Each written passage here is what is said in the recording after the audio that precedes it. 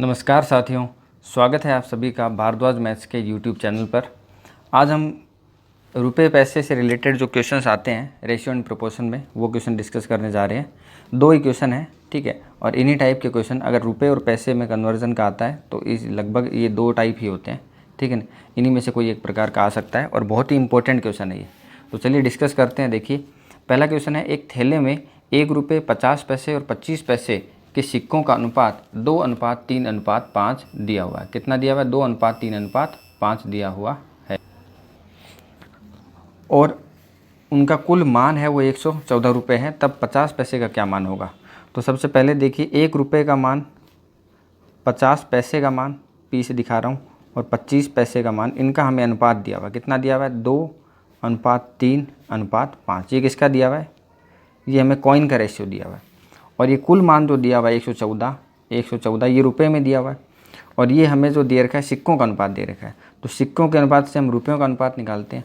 1 रुपये के 2 सिक्के हैं, इसका मतलब 2 रुपये है ना। या फिर हम इसको पैसे में कन्वर्ट कर लेते हैं जिससे पॉइंट वाली कोई दिक्कत ना रहे। जैसे 50 पैसे के 3 सिक्के तो यहाँ पे 1.5 रुपये आएंगे, तो हम इसको पॉइंट में कर लेंगे, 150 पैसे हो जाएंगे वो। इसलिए हम सारों को क्या करते हैं, पैसों में ही कन्वर्ट करते हैं हमेशा, ठीक है। तो 1 रुपये के 2 सिक्के मतलब 100 पैसे के 2 सिक्के 200 पैसे। और ये हो जाएगा आपका 50 पैसे के 3 सिक्के मतलब 150 पैसे, और 25 पैसे के 5 सिक्के मतलब 125 पैसे, ठीक है। अब देखिए, ये टोटल हमें दे रखा है अनुपात पैसों का, और यहाँ पे इसको भी हमने पैसों में कन्वर्ट कर लिया। तो ये जो होगा टोटल कितना होगा? 200, ये 100, 300, 400, 475। ये टोटल किसके बराबर होना चाहिए? इसके बराबर होना चाहिए। ये हमारे रुपए कसम 475 और जो दिया हुआ है वो 114,00 ये इतना दे रखा है, ठीक है ना। इतना पैसे 11,400 पैसे दिए हुए। एक का मान हम निकाल लेते हैं 11,400 अपॉन में 475। 5 से कट कर देंगे, 5 2 10, 5 2 10, 40, 5 8 40, 0। 5 से यहाँ कट करेंगे, 5 9 45, 5 5 25। 5 से और कट हो जाएगा, यहाँ पे 19 आ जाएगा। 5 से यहाँ कट होगा तो आ जाएगा 5 4 20, 5 5 25, 5 6 30। अब 19 का डिवाइड ही कर सकते हैं, और तो कोई टेबल होती नहीं है इसमें 19 की। 19 प्राइम नंबर है इसलिए 19 से ही होगा। तो 19 2 38, 45 माइनस 38 7 76, और 19 4 76। तो मतलब एक की वैल्यू कितनी आ गई? 24 आ गई। एक का मान 24 आ गया। अब कह रहा है 50 पैसे का क्या मान होगा। ये अगर पूछता 50 पैसे के सिक्कों की संख्या बताओ तो मैं इसमें रखता, क्योंकि सिक्के हमें ये दे रखे हैं। 50 पैसे के सिक्के कितने हो जाते? 24 × 3 72। अगर ये पूछता 50 पैसे के कॉइन्स की संख्या, तो हम क्या करते? कॉइन्स में रखते। तो क्या लिखते? 3 × क्या आता? 24, मतलब 72 ये कॉइन्स आ जाता है, 72 कॉइन्स आ जाता है, ठीक है। और अगर पूछता 1 रुपये के कॉइन्स की संख्या, तो 2 से मल्टीप्लाई करते हैं। 25 पैसे के कॉइन्स की संख्या, तो ये करते हैं। लेकिन इसने हमें पूछा है कि 50 पैसे का क्या मान है। मान मतलब वैल्यू, तो रुपए में रखेंगे, ठीक है ना। वैल्यू क्या है? ये नीचे दी हुई है जो हमने कन्वर्ट कर रखी थी। तो 150 है। 50 पैसे के मान करेंगे तो क्या करेंगे? 50 पैसे का मान, 50 पैसे का कुल मान कितना हो जाएगा? इसके अंदर हम किससे मल्टीप्लाई करेंगे? 150 से मल्टीप्लाई करेंगे 24 को, क्योंकि एक की वैल्यू 24 आई है।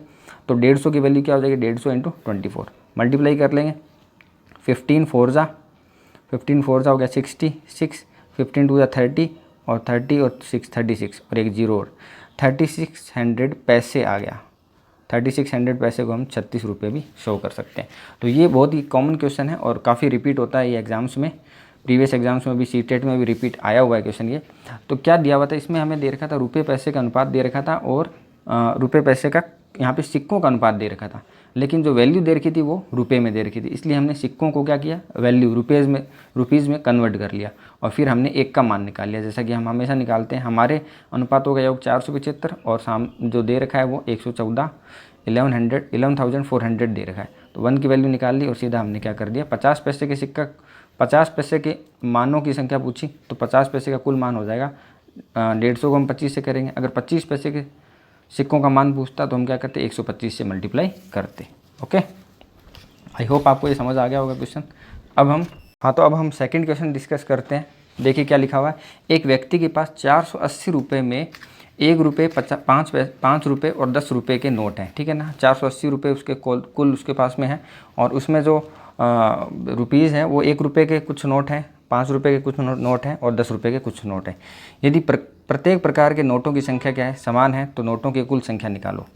तो हम यहाँ पे 1 रुपये, 5 रुपये और 10 रुपये, ठीक है, 1 रुपये, 5 रुपये और 10 रुपये। अब हमें यहाँ पे जो दे रखा है इसमें अनुपात तो कोई दे नहीं रखा है, यहाँ पे हमें दे रखा है 480 रुपये दिया हुआ है। तो इसको हम रुपये में कन्वर्ट कर लेते हैं। हम मानते हैं अगर मान लो 1 रुपये के मान लो x पैसे हुए, 1 रुपये के x नोट हुए, तो यहाँ पे कितना आ जाएगा, ये 100x हो जाएगा। कुल मान है ना, रुपीज़ में निकाल रहे हैं, ठीक है। 100 पैसे हुए, 100 पैसे के अगर x के हुए, 100 रुपये के मतलब 100 पैसे के, सॉरी 1 रुपये मतलब 100 पैसे के अगर x कॉइन्स हुए या x नोट हुए, इसका मतलब क्या हो गया, 100x हो गया। 5 रुपये मतलब 500 पैसे के अगर x हुए तो 500x हो गया, और इसको अगर हम कह देंगे तो 1000x हो जाएगा, ठीक है। क्योंकि x हमने क्या कर लिया कि x एक कॉमन नंबर मान लिया जो कि अनुपात में बराबर रहे। x हमने कॉमन नंबर मान लिया, तो 1 रुपये को अगर x से मल्टीप्लाई 1x हो जाएगा, 5x हो जाएगा और 10x हो जाएगा, ठीक है। x अगर वो कॉमन मान लिया, और हमें क्या पैसे में कन्वर्ट करना था, इसलिए हमने इसको 100x, 500x और 1000x लिख दिया। अब हमारा जो सम है, जो टोटल रुपीज़ का सम है, वो कितना हो रहा है, देखिए 100, 500, 600 और 1000, 1600x हो रहा है। तो x की वैल्यू हम निकाल लेंगे 48000 लगाना पड़ेगा क्योंकि पैसे में कन्वर्ट करेंगे, अपॉन में 1600, 0 से 0 गया, 16 से ऊपर जाएगा, ये 30 आ जाएगा। x की वैल्यू कितनी आ गई, x की वैल्यू 30 आ गई।